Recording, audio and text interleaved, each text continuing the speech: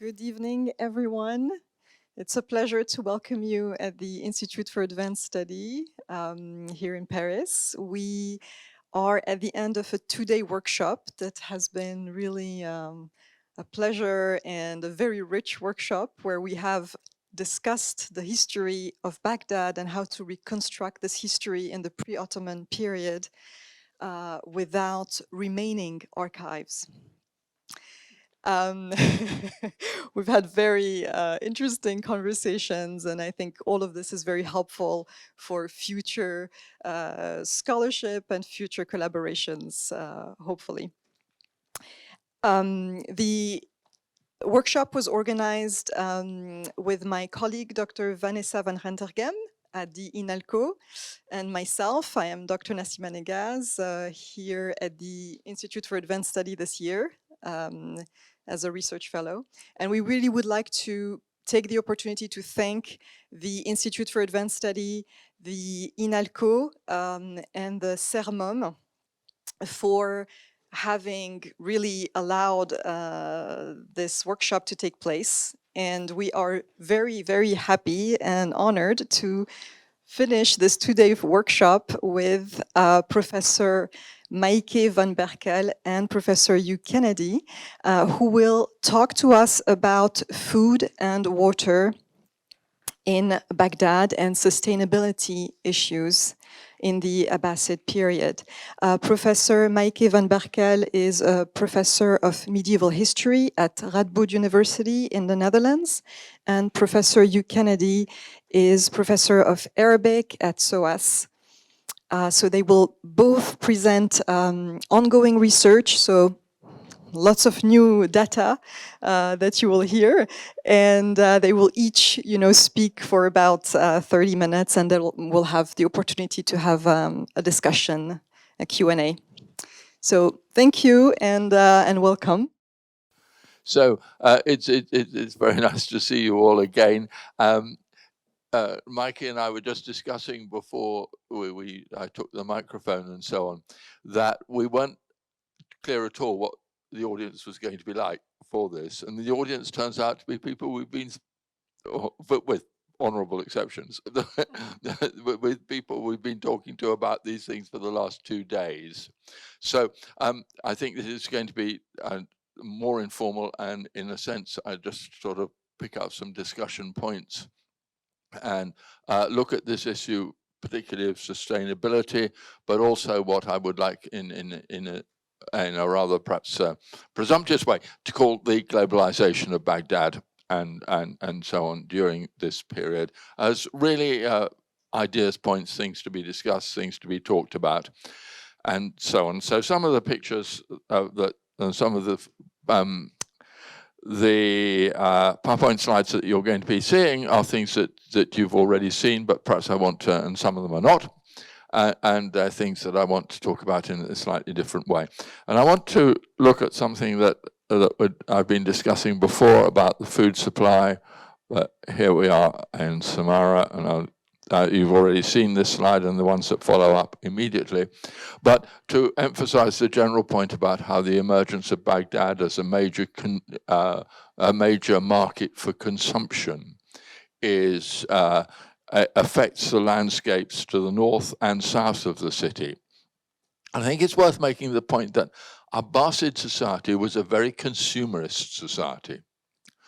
You demonstrated your status by buying stuff and showing it off, basically. There's a whole genre of literature, of course, and hadith studies and so on, and you might get the impression, but reading some of the literature, that the number of hadiths of Prophet Muhammad you knew was a sure sign of status and a mark of respectability and so on and so forth. But it's clear from all sorts of incidental writing that having stuff was a major indication, a major public indication of social and economic success. And perhaps that's something that's worth thinking about. So what sort of stuff did you want? Well, obviously you wanted enough food and so on to stay alive, and that's something that I've been talking about before, and I'll say a bit more about it again. But you wanted other things as well. The things that you most wanted, I think, if you were going to demonstrate that you're a person of substance and consequence, was textiles. Absolutely fine textiles. We have loads of descriptions about different sorts of textiles, the names that they were given, and things like that. We have tragically few examples of Abbasid period textiles or Baghdad textiles of this period to show. And the perishability of the textiles, because the Iraq is nothing like as arid as Egypt. I mean, things basically organic material does not survive in the environment. So we're forced mostly to speculate about textiles. But I want to make one or two points about why we should take them seriously. Firstly, people at the time clearly thought textiles very important. We have a lot of literature about them. And they were a major and public way of demonstrating status because you could wear them in the street. And people would see you as you go by that you're a person of consequence, or you're dressed in rags, or whatever. But if you wanted to demonstrate your prosperity and so on, then fine textiles were definitely the way to do it.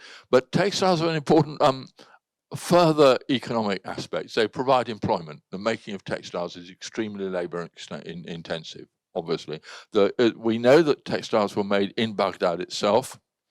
We also know that textiles were imported from other areas. I mentioned Armenia earlier today. Yemen in the early medieval period, but in the pre-Abbasid period, Yemen was a major source of textiles. Egypt's a source of textiles. Khorasan is a source of textiles, and so on. So textiles is after agriculture and actually growing food, textiles are certainly the most important industry, but they're also, as I say, the most difficult to access for the historian. But textiles have a further economic aspect, and that is the production of dyestuffs. Now, dyestuffs are nowadays, of course, in a world of chemical dyes, and so you can make any color you want in a laboratory, and that's the end of that, so to speak. But before the 19th century, fundamentally, that the dyestuffs could only be obtained in certain areas. And the production of dyestuffs and the transport of dyestuffs was immensely important. Indigo, for example, Nil, becomes almost an alternative currency in some areas. Nil grows in places like the Jordan Valley and so on that are hot and wet. There are all sorts of other dyestuffs, and I was learning again the beetles of Armenia that are crushed to make crimson dye and so on. These are things that can only be accessed from certain areas. And if you want to have crimson garments, you have to go to Armenia and buy the beetles, or you have to buy fabrics that have been dyed in Armenia, and so on and so forth. And I think we often underestimate dyestuffs as important conveyors of value, if you like. They're important things that people are prepared to spend a lot of money on. And then there are other imported goods, and I'll talk a bit about ceramics at the end, because ceramics are wonderful because they're hard and durable, and even in little smashed bits and pieces, they still convey a lot of information, and they have all the durability that textiles lack. What else are you looking for value added, or you're looking for other hard goods, so to speak. You're looking at, particularly during the Abbasid period and even more in the Fatimid period, you're looking at rock crystal. And this is something, again, I may come back to, but rock crystal is extremely interesting from a trade history point of view. Not only does it produce wonderful and valuable and exquisite vessels, but it only comes from certain areas, and most of those areas are a very long way away. And recent research suggests particularly that northern Madagascar is a main source of the rock crystals in the Middle East. They're transported to the Comoro Islands, which is why, in a way, the population of the Comoro Islands are largely Muslim to the present day. And then it's transported either to the Gulf or to Egypt. But rock crystal is, again, another conspicuous luxury good. that people are going after. And then there are foodstuffs, getting rare and wonderful things on your table. The Abbasid Baghdad produces at least one major cookery book. And cookery books are very interesting, but as we know from most of our experience with cookery books are more aspirational than practical. People don't actually cook very much from cookery books because it's all too complicated and you haven't got the right stuff and so on and so forth. But cookery books show you how you ought to aspire to eat and what constitutes not only good rare and exotic food, but also how you should behave, that you shouldn't spit on the floor and things like that. It's the sort of thing that's discussed in cookery books as well. But the fine cuisine, there is a definitive distinction that develops in Baghdad in the period we've been looking at between the cuisine of the khasa, the cuisine of the elite, and the cuisine of the amma. And if you're aspirational, not just don't just need fine carpets to eat and so on, and fine china and glass to eat out of, you also want to have elite food. And elite food comes in two different ways. Really, one is the amount of time it takes to prepare it. And you can't just sort of shove it all together in 10 minutes before you start supper. It's a question of long preparation, long periods of preparation. So that requires resources, of course, because you have to have servants and slaves and so on to do all that. But it also it's also rare and exotic imported goods. I didn't know this until quite recently, but I believe it to be true, that all the cloves, those little black cloves that you use for apple pie and so on, in the world, until the 19th century, came from two small islands off the northern coast, or in the Indonesian archipelago. That's the only place that they grew. And yet, we find cloves permeating the recipes of Abbasid Baghdad. Now, no known merchant from Baghdad ever went to these two small islands in the Indonesian archipelago. So we're looking at the way in which the Baghdad market sucks in goods from areas where Muslims never went, as far as we know. Or if they went, they never came back. So that seems to be a known fact. And they bring them to Baghdad, and there they become bearers of value. Of course, there are other things that are rather more common than cloves. Cloves are just a particularly interesting example.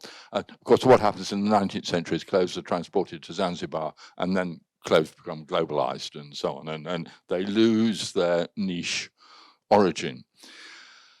There are many other things. Pepper is the most important. Basically, spices that only grow in Southeast Asia, as opposed to sort of herbs and things that you can grow in the Middle East. But these imported goods are bearers of status. These imported foodstuffs are bearers of status. And so the aspirations of the perhaps 500,000 people who lived in Baghdad, or at least a fair segment of them during this period, are generate economic growth. They've got money to spend, and they are wanting to spend it on nice food and so on. And I think I'll just continue. There's a bit of I'm changing my mind about things a bit at the moment. I want to go on to the end of damn it. This may be familiar, these images may be familiar to a lot of you from a well-known publication of the Belaton shipwreck. But just for those of you who are unfamiliar with the Belaton shipwreck, it works like this. This is a boat that was discovered off the coast of Java. I mean, sometimes you think everything comes from Indonesia, but off the coast of Java. And it was a ship that went down for reasons we don't know in around the year 830. It's not possible, but very plus or minus a few years. It's very keen. Now, this book, this is a reconstruction, needless to say, not the original. This boat contained a cargo of some 60,000 pieces of ceramics. That's 60,000, not 6,000, 60,000 pieces of ceramics, about which we know quite a lot because you can tell where ceramics come from and so on. They come from north central China. They were loaded onto this boat, which was, and we know that the boat, or we think we know, it's still a bit controversial, we think we know the boat was actually constructed in the Gulf or using Gulfy technologies. It's a sewn together boat, not a nailed together boat. And it seems the wood seems to have come from these areas. So the probability is that these 60,000 pieces of ceramics were being taken from China to be sold in the Gulf. Now, we may have got this wrong in some ways, but it sounds overwhelmingly possible. And furthermore, these ceramics, let's all look at them. This is what they look when they're found, all packed up incredibly carefully and in bigger bowls. When you, as it were, put them through the dishwasher, they come out looking like this. And the interesting thing, one of the interesting things about it, these are produced in China, but they're not the patterns of ceramics that Chinese people used. Chinese people at the same time were making sort of things in very elegant and discreet greys and pale blues and so on and so forth, opposed to these sort of rather jolly patterns that we see in the ceramics here. So these are Chinese export. You know, there's nothing new under the sun, is there? These are Chinese exports made for a Western market, and they are and this clearly was not the only cargo that went this way. It was just the one that we know about. And so we must, we see here what is a consumer demand in Baghdad and the rest of Mesopotamia, generating this sort of international trade. And these are not this is one of the most interesting things I think about the whole thing, is these are not high luxury goods. Really important people ate off gold and silver dishes and beautiful glass and finer ceramics than this. This suggests not a mass market, but a fairly well distributed market for these sorts of goods. So ceramics can lead us into looking at the way that the market of Baghdad generates international trade, and that's what I'm thinking about, the globalization of Baghdad. The way in which the market of Baghdad doesn't just import foodstuffs that people need for making their meals every morning and afternoon or whenever they eat, but it also generates international trade that is a cabotage, that's trade that's moved from one ship to another and so on, from far beyond the fringes of the Muslim world. And the economic expansion or the economic reach, the economic gravity of Baghdad expands. Now, but of course, it's the daily foodstuffs that constitute and always must constitute the bulk of trade. If the city of Baghdad has a population of 500,000, then you can't sustain those just by the food that you can grow within a day's walk of the city, that people can come into the market every day and so on and go back. You have to have a much wider catchment area. And we can see, and I was talking about that this morning, so I won't go over it all again, but the way in which the what is now northern Syria and northern Iraq, the Jazeera area, becomes the great source of the grain. A lot of the grain that's consumed in Baghdad is shipped down in various boats and so on from these areas. This is a wonderful self-contained system, because not only do the merchants float the boats down the Tigris and the Euphrates, but when they get down to Baghdad, the boats are broken up, the wood that they're made of is sold, and they become part of the and so that you sell the grain, you sell the foodstuffs, you sell the material that's made for the boats, but you build for building houses and so on. It's a beautifully structured system. But what I want to do now is move on a bit from that to look at questions of sustainability and the question of the resilience of the Baghdad economy. And this is an area that has perhaps bears looking at. And I want to look at two aspects of resilience. And one of them is that we're looking at, and I showed it to you this morning as well, is the way in which the Euphrates Valley is developed for agriculture during the course of the first 2 centuries of Islam, that settlement expands from this area. There's a very limited settlement before the coming of the Islamic conquest. With the coming of the Islamic conquest and the opening up of Mesopotamian agriculture to the markets of Lower Iraq, we get this expansion of settlement that we see here. And sorry, I'm just getting the massive expansion of settlement in the riverine plains alongside the Euphrates, that reflects exactly the period of growth of Baghdad. That this is what's constructing it. This is what's driving this economic growth, and the collapse of that economic growth during the course of the 10th century, the disappearance of all these little settlements along the riverine valley, the riverine plains of the Euphrates. So what we're looking at here is, I think, not and we're looking at economic resilience. It's a flourishing agricultural economy that only survives in certain political and social circumstances.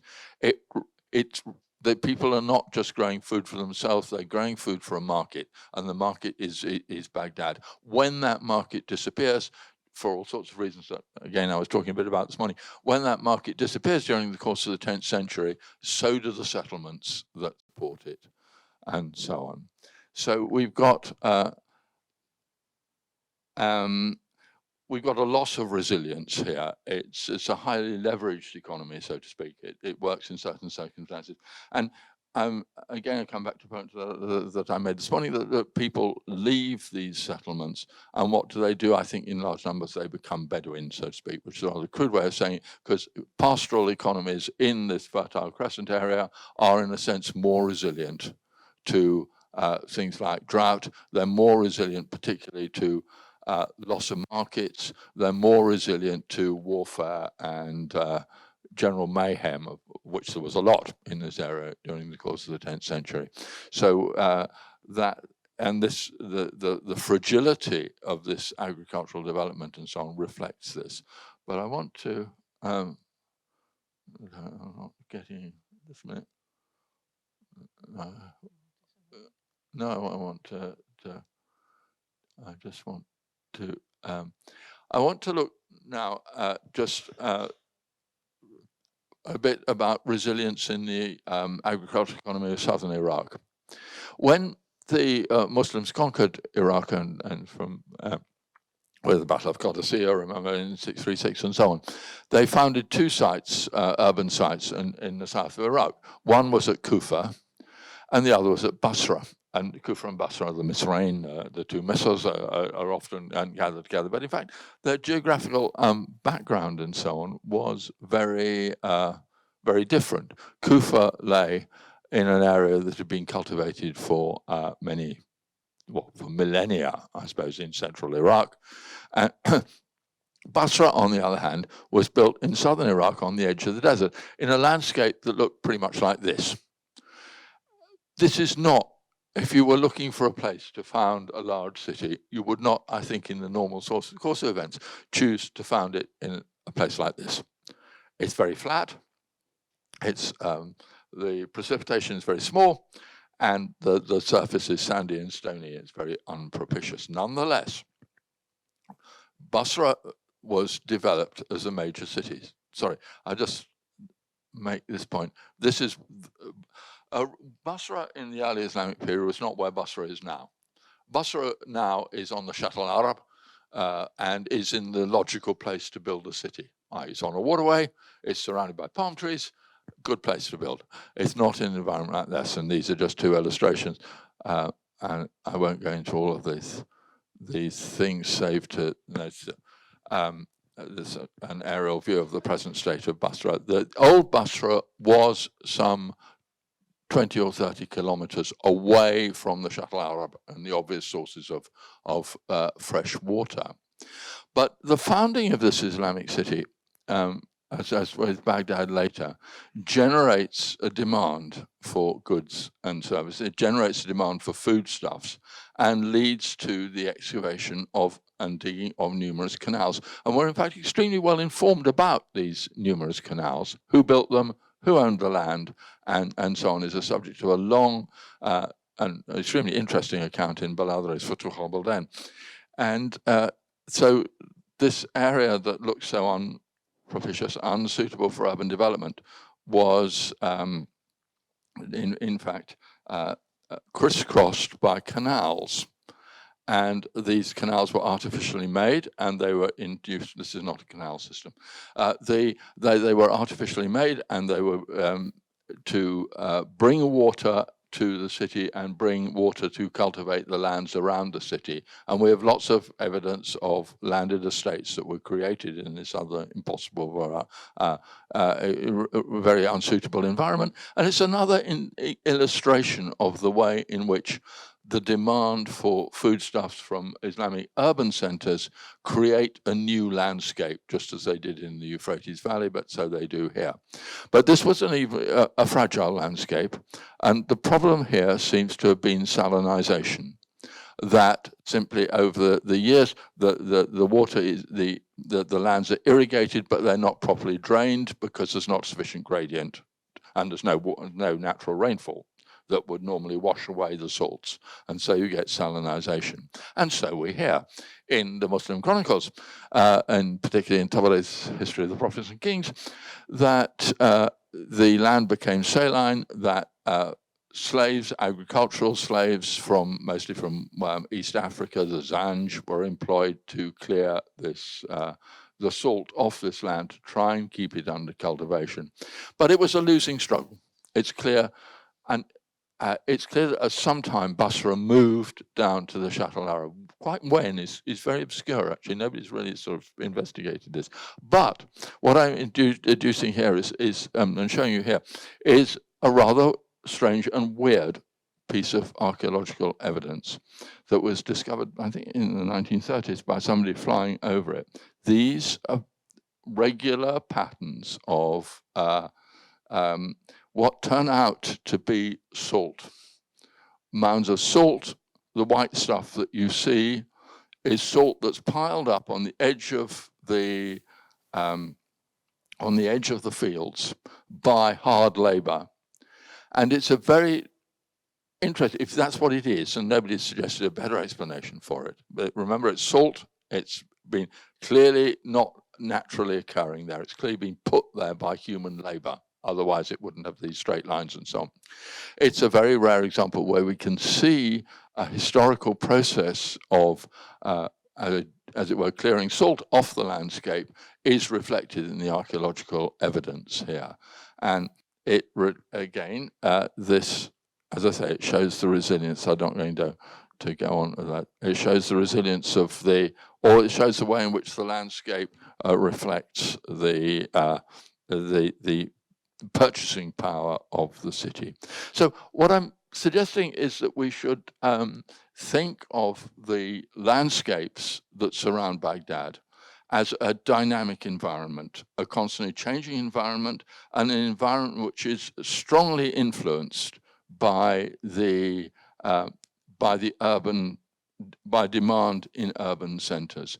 If we start looking at it that way, and I think then we start to see it as a system which is constantly evolving and changing, where demand in the urban economy generates activity in the countryside. If that demand falls off for any reason or is diminished for any reason, then equally it has a knock-on effect in the rural areas. But it has a knock-on effect in terms of culture and all the cultural activities that we've been discussing over the last 2 days, because the expansion of Baghdad and creates a reading public and it creates a market for books. Now, the whole question of the introduction of paper and the way that paper democratizes writing is, I'm sure, a discussion that is familiar to you all.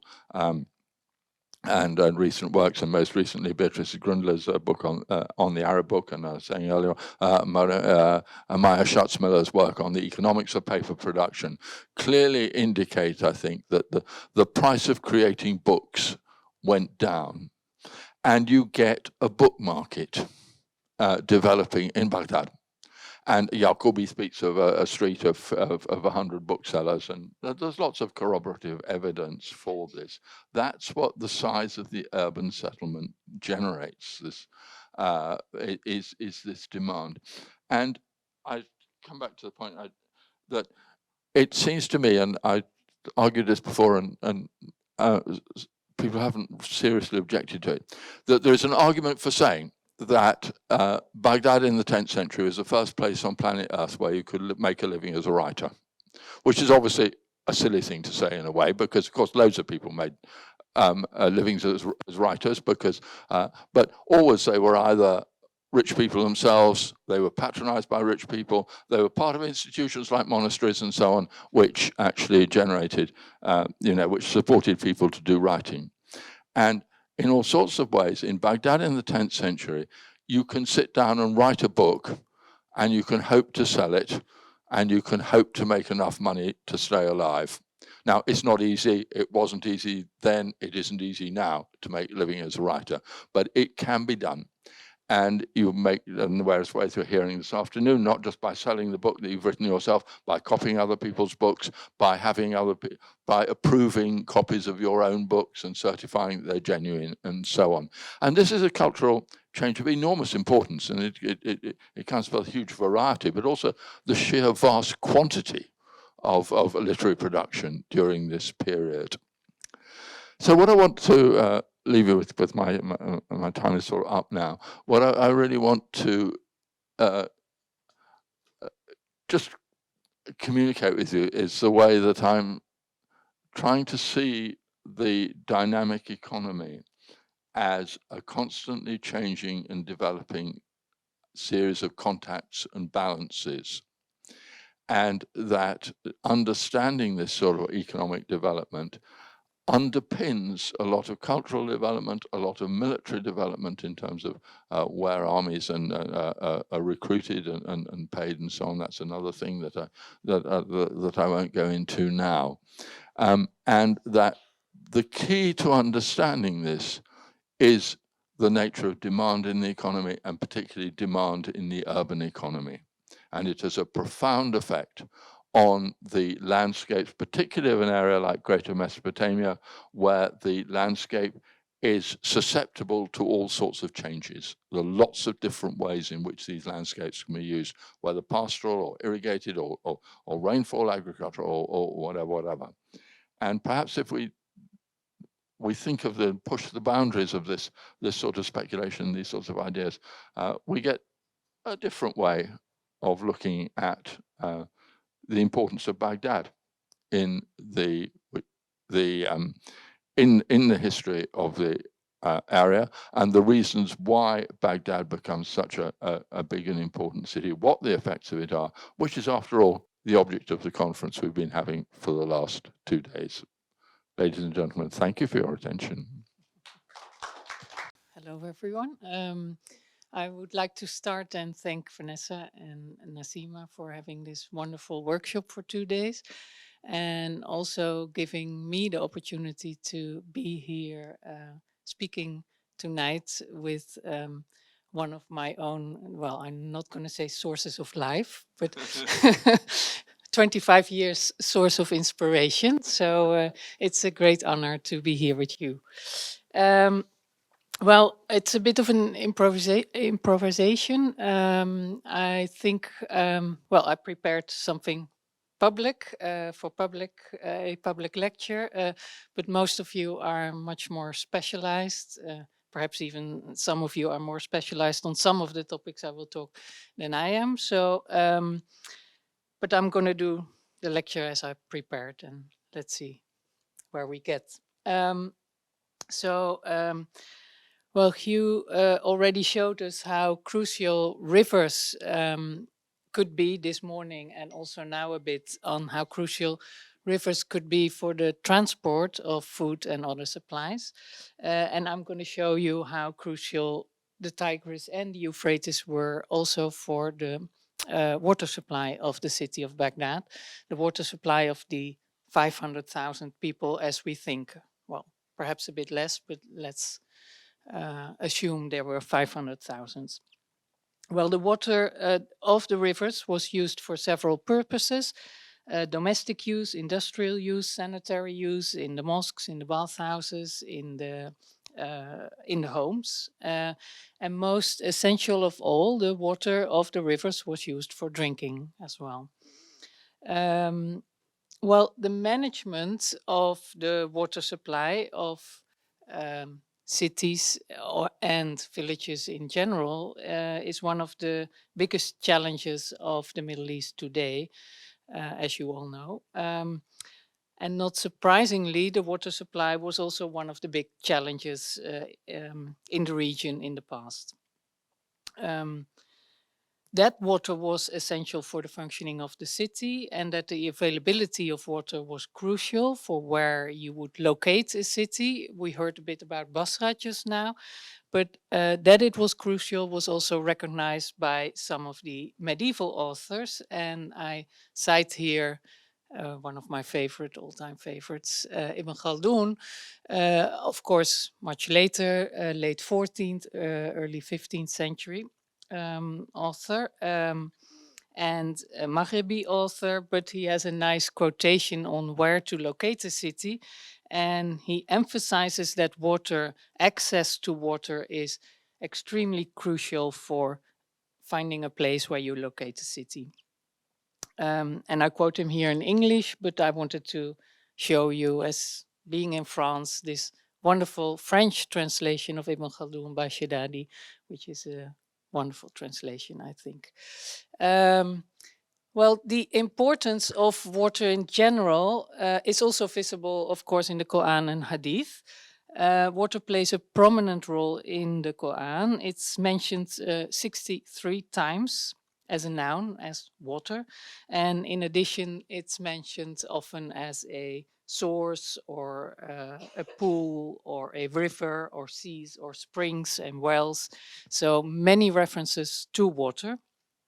In the Quran, water symbolizes creation itself. As of water we fashioned every living thing is one of the best known quotations, of course. And it Quran also instructs believers how to manage this natural source and tell them that the water is to be divided between them, each drink for each in turn. Offering water to the poor and needy and building public water works were important acts of charity from the early Islam onwards. And according to a well-known saying of the Prophet Muhammad, in every thirsty living thing there is charity. And when Muhammad was asked what good works are better than others, he said giving water for drinking. So Islamic jurists argue on the basis of references from the Quran and Hadith that water in its natural form is one of the resources man holds in common. So it's for the benefit of mankind, and it cannot be owned, and no person can sell it, rent it, or directly tax it. And as a scarce resource, there are rules on the precedence of the use of water. Drinking water for humans and animals, I always like that, the animals, take priority over agricultural needs, for example. And hoarding of surplus water by individuals, even if all the needs of the community are met, is forbidden. So hoarding by individuals is forbidden. But collective storing of water in tanks and artificial lakes is allowed.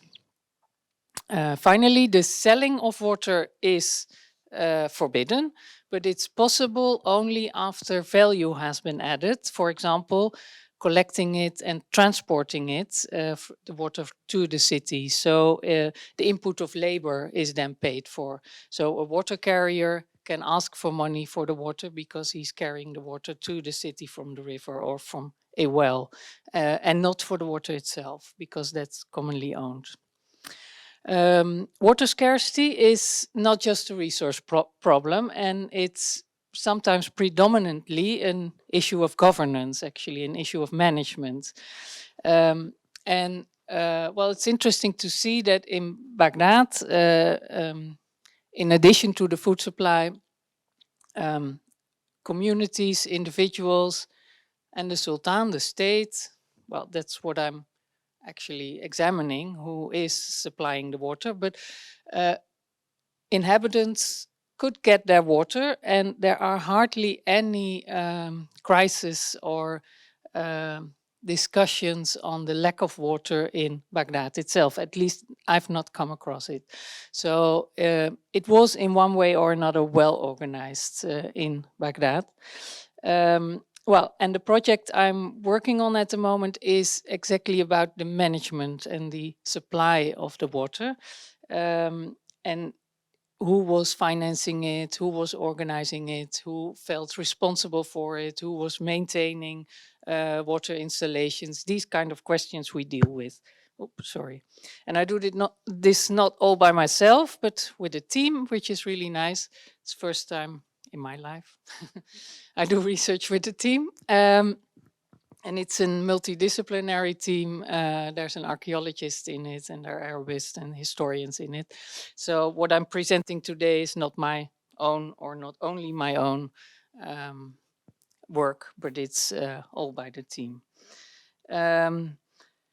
Well, what we have, our main question is actually how can we explain that cities, and we look at huge cities, we look at 5 huge cities actually, we look at Samarra, Baghdad, Basra, Damascus and Cairo, and how can these cities organize the water supply for their huge populations under difficult circumstances. That's a simple, straightforward question we ask ourselves. And existing historical approaches so far focused on, well, especially comparative approaches, focused on the so-called Islamic city or Middle Eastern city in relation to the pre-modern European city as institutionally weak. That's an old debate. We talked about it with during the past 2 days. It's the Max Weber debate. But what I wanted to do in this project is to avoid the comparison, actually very much as Letitia just told of her notebooks, to avoid the comparison and just look at Middle Eastern cities and see how they organize it. Because if you start from the comparison, which might be interesting in the end, but then you're constantly looking at concepts and institutions which are perhaps lacking in Middle Eastern cities and present in European cities. That's how it's generally been done before. So that's what I wanted to avoid. Well, 2 topics I want to discuss tonight. First, I will show you how we try to reconstruct the water installations in the city. And in this, I actually build on work, important work done by some people here in the room. Peter Verkinderen, Letitia Osti, who did with Judy Ahola, like a reconstruction of the canals of Baghdad. And of course, Alistair Northedge, who worked on Samarra a lot. But also, we're building on the excellent work of scholars of previous generations. Jacob Lassner has already been discussed the last couple of days, and someone I always called Guy Lestrange, and I just learned yesterday that his name is Guy Lestrange. New to me, but he was English, right? British, yeah. So we're building on that work. Secondly, so that's the reconstruction of the water installations. Secondly, I will concentrate on my own main question, and that's on the management of the water supply. So what do we know about who organized it, who maintained it, who financed it, etc., etc. Those main questions. Well, as we saw, the location of Baghdad, at least according to our historical sources, was chosen because of logistic reasons. Its closeness and strategic position next to the waterways of Mesopotamia, which made it possible to transport goods to the city. And I have a quotation from El Yaqoubi. We heard something similar this morning by Al Tabari, but also El Yaqoubi describes this nice narrative on how El Mansour chose the exact location of the city because it is an island between the Tigris and the Euphrates. And it will be able, therefore, because of this location, to bring all the goods to the city of Baghdad. Well, the rivers, both the Tigris and the Euphrates, were also the main source of the water supply of the city. And unlike the water supply in some of the other cities of the area, most prominently Basra, the water supply of Baghdad seems to have been quite good. While we hear of many complaints in Al-Baladuri, Hugh just told us, complaints about the water situation in Basra, that the water was bad quality, people had to walk far to get good water, but mainly about the quality, there are a lot of complaints. The water situation in Baghdad is praised most of the time. We have these wonderful verses. I already mentioned them, or at least I mentioned I had them in yesterday, I think.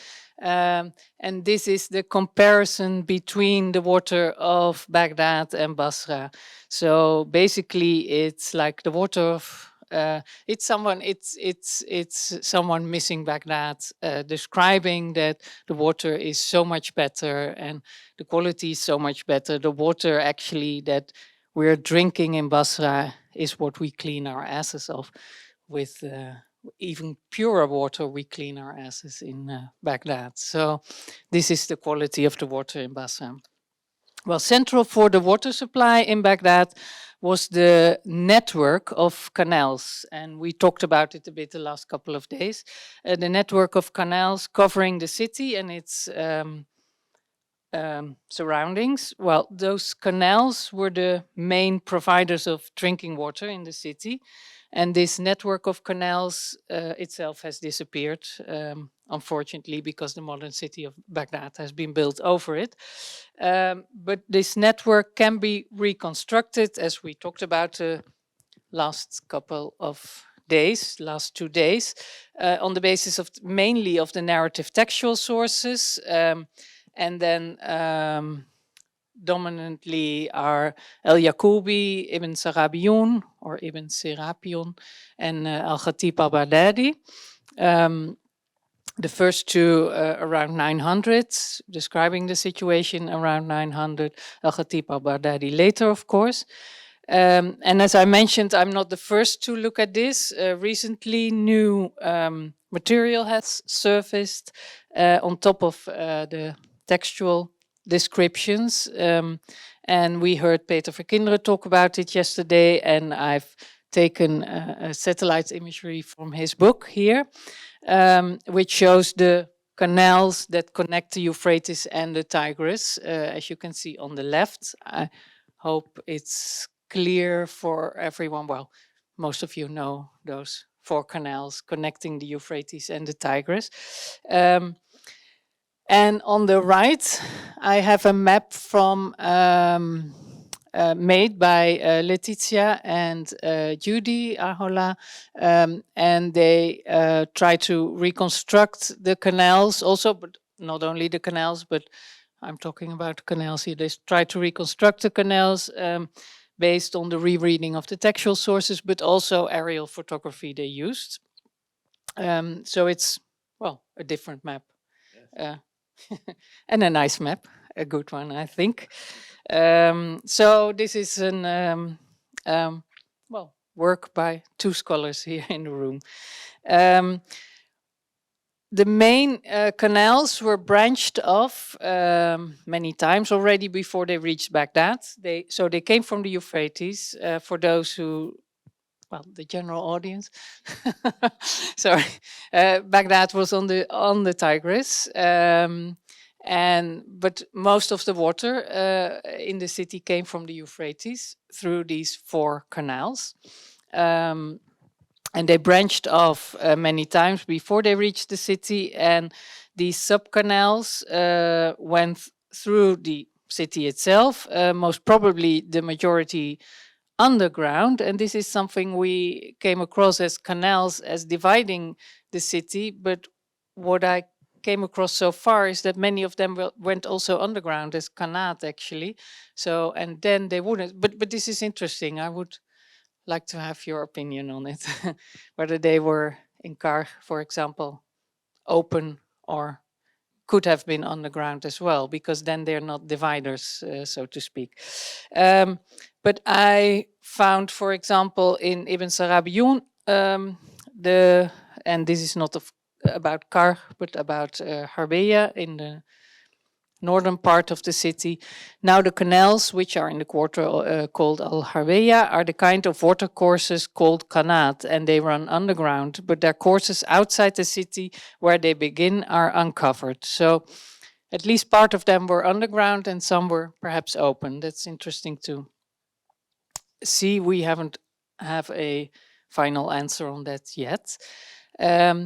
And El Yacoubi provides even more detailed information on the canals and the aqueducts and how they bring the water to the various neighborhoods in the city. It's a much longer quotation actually on the canals, and I've taken a part of it here.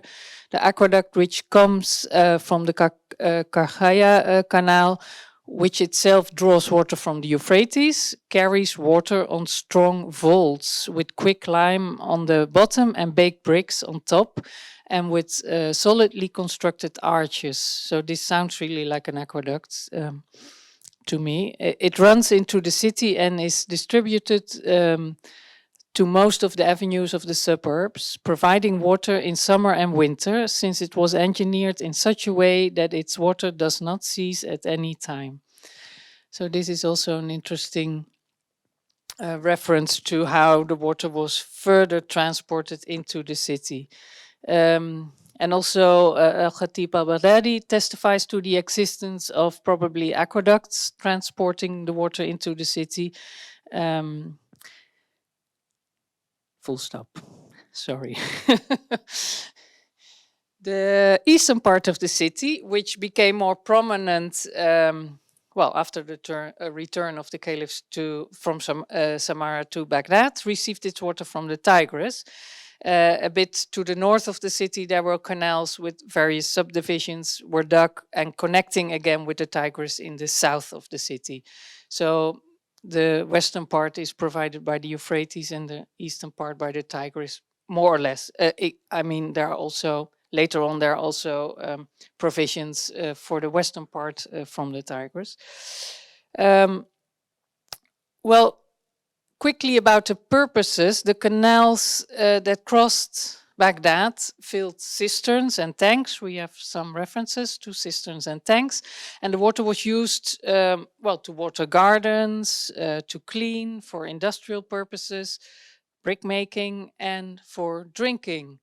I've here two, again, quick quotations. Ibn Sarabiun, who says, now the canals of Medina al Salem, etc., they provide the people who live nearby with drinking water.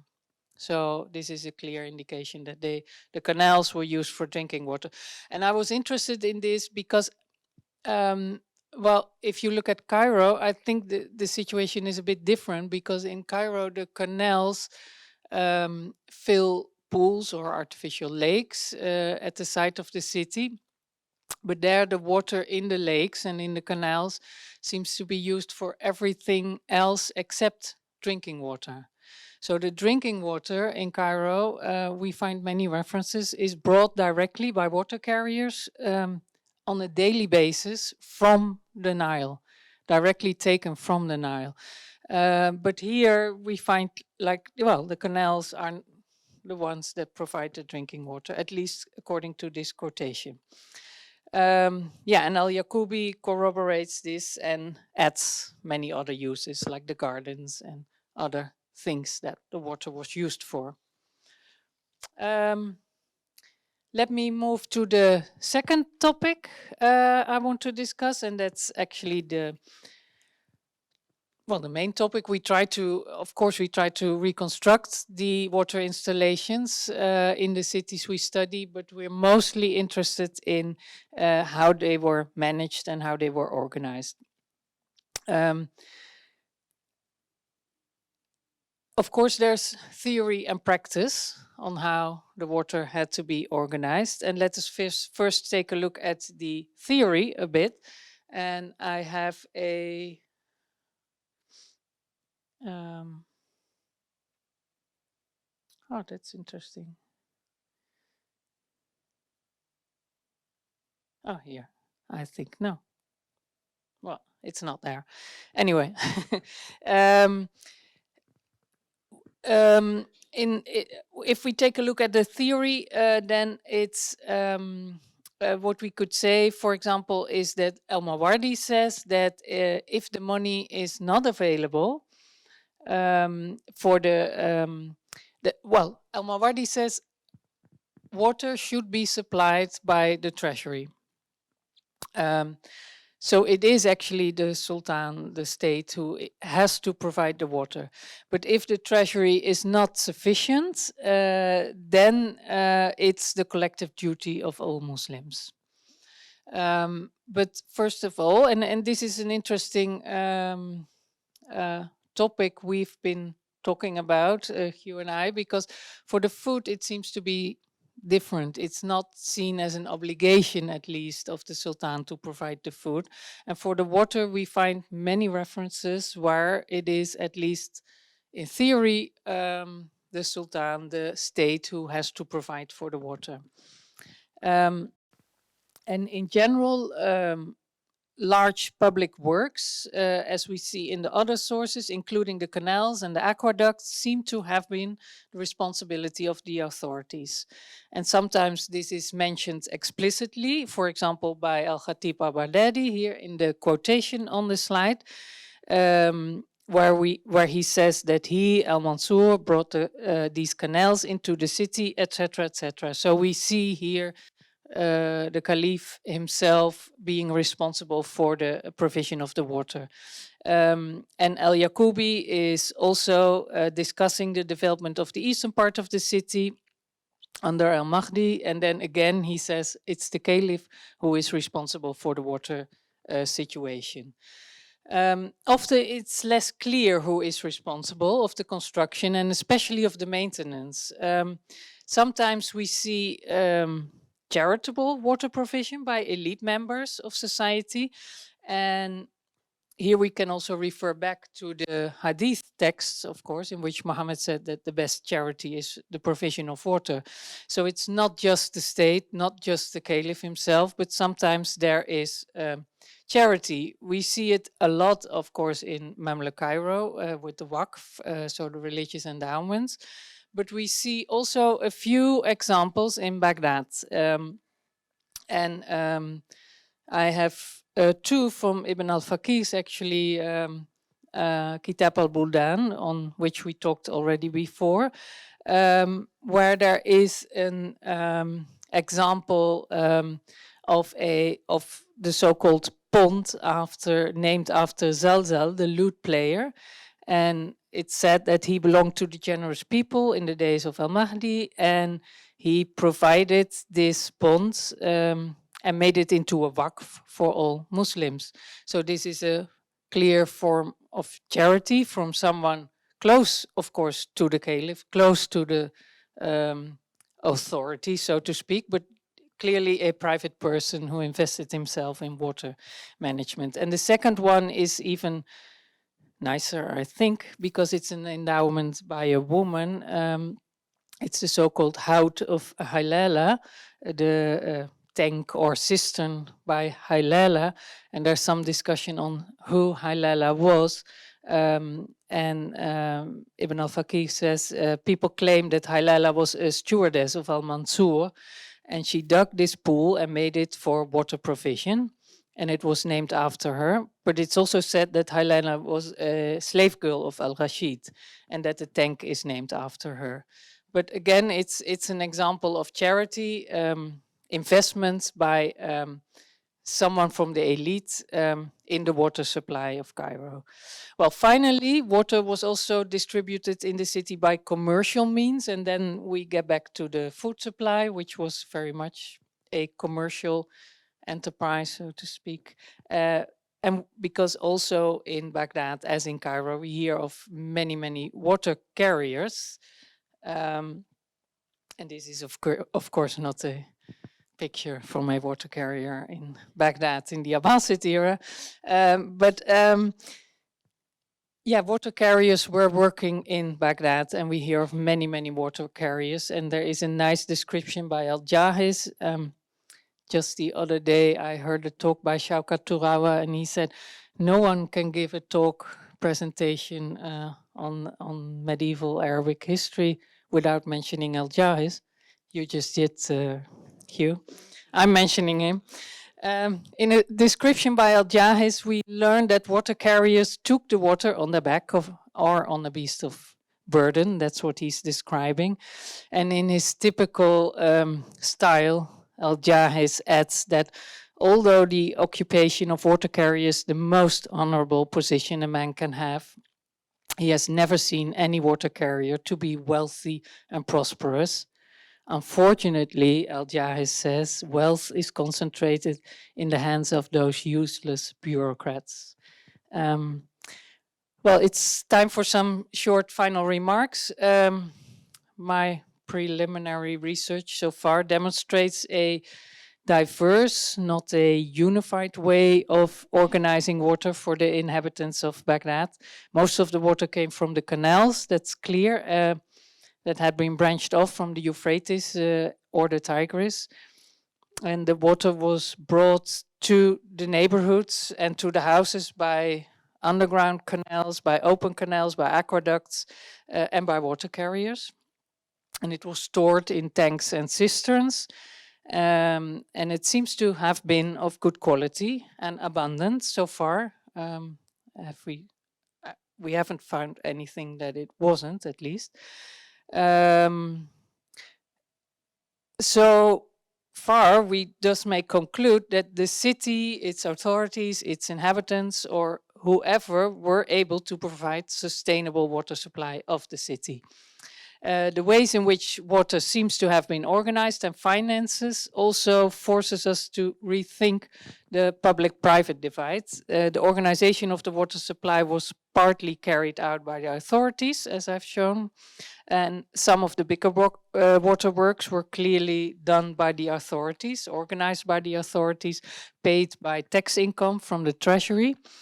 At the same time, there were private inhabitants from the elite who invested their own money in a waqf or in any way in the provision of water. And finally, there were also commercial means of dealing with the water supply through street vendors and water carriers. It's the clearest example. So, yeah, in this way, this analysis of water supply, with this analysis of water supply, I hope to contribute to the debates on the so-called Islamic city or Middle Eastern city and its organization. A debate which has been colored by dichotomy actually between, on the one hand, the Eastern city and on the other hand, the European city, and claiming that the European city had formal organizations and the Middle Eastern city had informal and private organizations. And I hope to have shown that it's much more fruitful just to look at how the ways in which it was organized in the city in the Middle East. And well, no, I didn't say that in the beginning, but it's actually, we are really interested in water, not so much in water, it's an interesting topic, but we're interested in water as a lens to look at the urban organization. So that's what we try to uncover. And since water is so crucial, it's as we thought a good lens to look at the urban organization. So, yeah, thank you. This was it.